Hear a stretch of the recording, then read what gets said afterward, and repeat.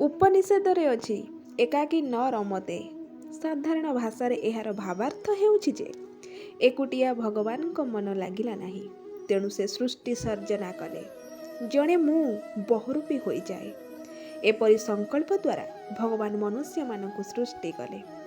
ଏଥିରୁ ଜଣାପଡ଼ୁଛି ଯେ ଭଗବାନ ତାଙ୍କ ନିଜ ପାଇଁ ହିଁ ମନୁଷ୍ୟକୁ ସୃଷ୍ଟି କରିଛନ୍ତି। ସଂସାରର ସର୍ଜନା ହୁଏତ ମନୁଷ୍ୟ ପାଇଁ କରିଥାଇ ପାରନ୍ତି, କିନ୍ତୁ ମନୁଷ୍ୟର ସର୍ଜନା ଭଗବାନ କେବଳ ତାଙ୍କ ନିଜ ପାଇଁ କରିଛନ୍ତି।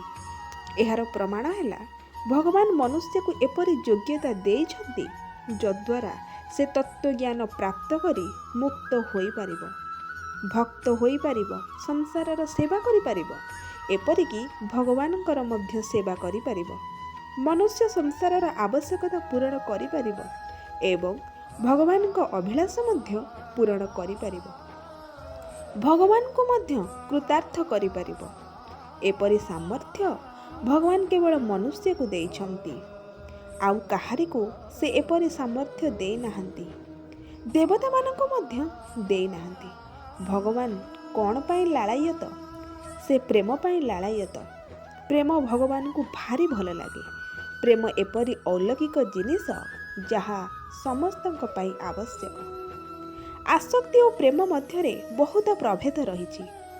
ଆମେ ନିଜ ପାଇଁ କାହାକୁ ସ୍ନେହ କଲେ ତାହାକୁ ଆସକ୍ତି କହନ୍ତି। ଆସକ୍ତିରୁ ହିଁ କାମନା, ଇଚ୍ଛା ଓ ବାସନା ଜାତ ହୁଏ, ଯାହାକି ପତନ କରାଏ, ନରକଗାମୀ କରାଏ। ଅନ୍ୟମାନଙ୍କୁ ସୁଖ ଦେବାର ଭାବନା ହେଉଛି ପ୍ରେମ। ଆସକ୍ତିରେ ନେବାର ଉଦ୍ଦେଶ୍ୟ ଥାଏ ଏବଂ ପ୍ରେମରେ ଅନ୍ୟମାନଙ୍କୁ ଦେବାର ଉଦ୍ଦେଶ୍ୟ ଥାଏ। ଅନ୍ୟମାନଙ୍କୁ ସୁଖ ଦେବାର ସାମର୍ଥ୍ୟ ମନୁଷ୍ୟ ପାଖରେ ଅଛି। ଭଗବାନ ମନୁଷ୍ୟକୁ ଏତେ ସାମର୍ଥ୍ୟ ପ୍ରଦାନ କରିଛନ୍ତି ଯେ ସେ ସମଗ୍ର ସଂସାରର ହିତ କରିପାରିବ ଏବଂ ନିଜର କଲ୍ୟାଣ କରିପାରିବ। କେବଳ ସେତିକି ନୁହେଁ, ମନୁଷ୍ୟ ଭଗବାନଙ୍କର ଆବଶ୍ୟକତା ମଧ୍ୟ ପୂରଣ କରିପାରିବ, ଭଗବାନଙ୍କର ପିତାମାତା ମଧ୍ୟ ହୋଇପାରିବ, ଭଗବାନଙ୍କର ଗୁରୁ ମଧ୍ୟ ହୋଇପାରିବ, ଭଗବାନଙ୍କର ମିତ୍ର ମଧ୍ୟ ହୋଇପାରିବ, ଏପରିକି ଭଗବାନଙ୍କର ଇଷ୍ଟ ମଧ୍ୟ ହୋଇପାରିବ। ଭଗବାନ ଅର୍ଜୁନକୁ କହିଛନ୍ତି, ପୁଅ ବାପା ମାଙ୍କ ଠାରୁ ଭିନ୍ନ ହୋଇଗଲେ ଯେପରି ବାପା ମା ତାକୁ ନିଜ ପାଖକୁ ଆଣିବାକୁ ଚାହାନ୍ତି, ସେହିପରି ଜୀବ ଭଗବାନଙ୍କ ଠାରୁ ପୃଥକ ହୋଇଯାଇଥିବାରୁ ଭଗବାନ ତାକୁ ନିଜ ପାଖକୁ ନେବା ପାଇଁ ଆତୁର। ଭଗବାନଙ୍କ ଏହି ଆତୁର ଭାବକୁ କେବଳ ମନୁଷ୍ୟ ହିଁ ପୂରଣ କରିପାରିବ, ଅନ୍ୟ କେହି କରିପାରିବ ନାହିଁ। ମନୁଷ୍ୟ ହିଁ ଭଗବାନଙ୍କୁ ପ୍ରେମ କରିପାରିବ। ଦେବତାମାନେ ତ ଭୋଗ ଉପଭୋଗରେ ବ୍ୟସ୍ତ, ନାରକୀୟ ଜୀବମାନଙ୍କର ତ ଦୁଃଖ ଭୋଗୁ ଭୋଗୁ ଦିନ ଯାଉଛି। 84 ଲକ୍ଷ ଯୋନିଜାତ ଜୀବଙ୍କର ତ କରଣୀୟ ଓ ଅକରଣୀୟର ଜ୍ଞାନ ନାହିଁ। ହେଲେ ମନୁଷ୍ୟ ଏତେ ଉଚ୍ଚ ଅଧିକାର ପ୍ରାପ୍ତ କରି ମଧ୍ୟ ଦୁଃଖ ପାଇବା ବଡ଼ ଆଶ୍ଚର୍ଯ୍ୟର କଥା। ତାକୁ କେତେ ଯେ ଯୋଗ୍ୟତା ମିଳିଛି ଏବଂ ଭଗବାନ ତାକୁ କେତେ ଯେ ଅଧିକାର ଦେଇଛନ୍ତି ତାହା ତାକୁ ଜଣା ନାହିଁ। ମନୁଷ୍ୟ ଅତ୍ୟନ୍ତ ଶ୍ରେଷ୍ଠ ହୋଇପାରିବ, ଏପରିକି ସେ ଭଗବାନଙ୍କର ମଧ୍ୟ ମୁକୁଟମଣି ହୋଇପାରିବ।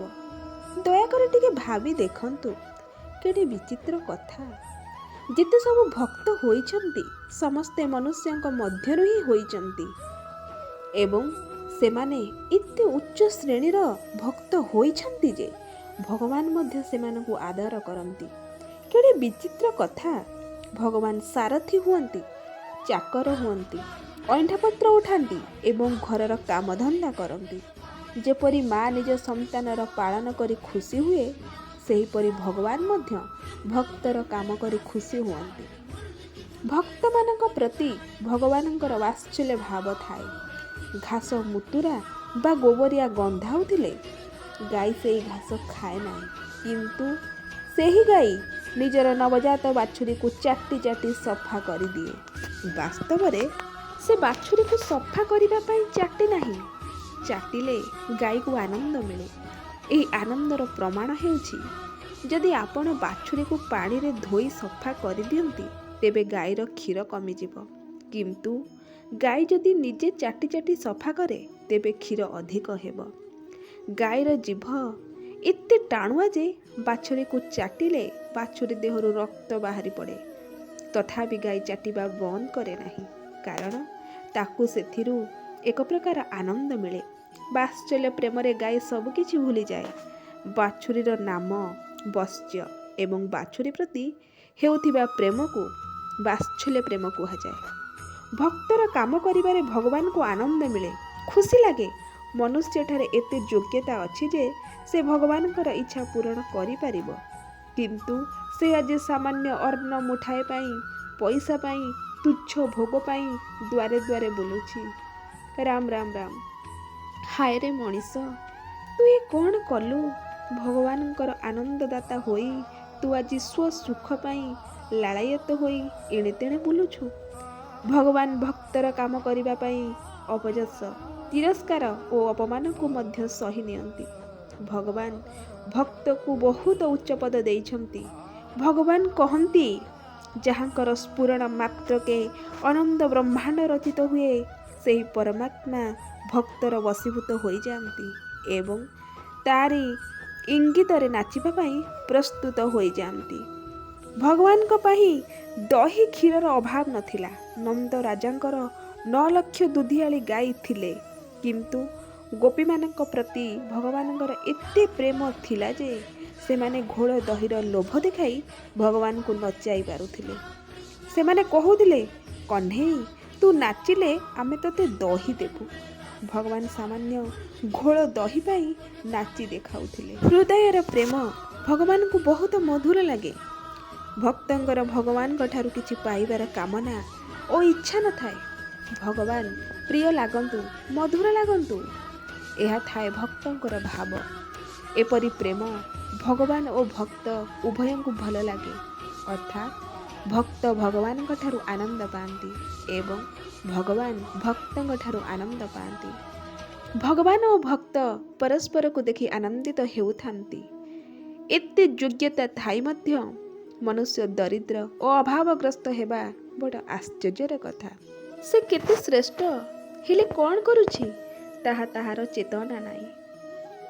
ଆହା, ସାମାନ୍ୟ ଜିନିଷ ପଛରେ ପଡ଼ି ଏ ମନୁଷ୍ୟ ନିଜର କେତେ କ୍ଷତି ନ କରୁଛି। ମିଥ୍ୟା କପଟ ବେଇମାନି ଆଦି କରି ଘୋର ନରକକୁ ଯିବାର ମାର୍ଗ ପ୍ରଶସ୍ତ କରୁଛି। ଯେଉଁ ସମୟର ଉପଯୋଗ ଦ୍ୱାରା ଇଏ ଭଗବାନଙ୍କୁ ପାଇପାରିଥାନ୍ତା, ସେହି ଅମୂଲ୍ୟ ସମୟକୁ ଅଯଥା ନଷ୍ଟ କରୁଛି। ଯାହା ଗଲା ଗଲା, ଅନ୍ତତଃ ଏବେ ତ ସଚେତନ ହେବା କଥା। ଯେଉଁ ସମୟ ବିତିଗଲାଣି ତାହା ତ ହାତଛଡ଼ା ହୋଇଗଲାଣି। ଅନ୍ତତଃ ଏବେଠାରୁ ତ ଭଗବାନଙ୍କ ଠାରେ ମନ ଦିଅନ୍ତୁ। ସାଂସାରିକ କାମକୁ ନିଜର କାମ ମନେ ନ କରି ଭଗବାନଙ୍କର କାମ ମନେ କରନ୍ତୁ।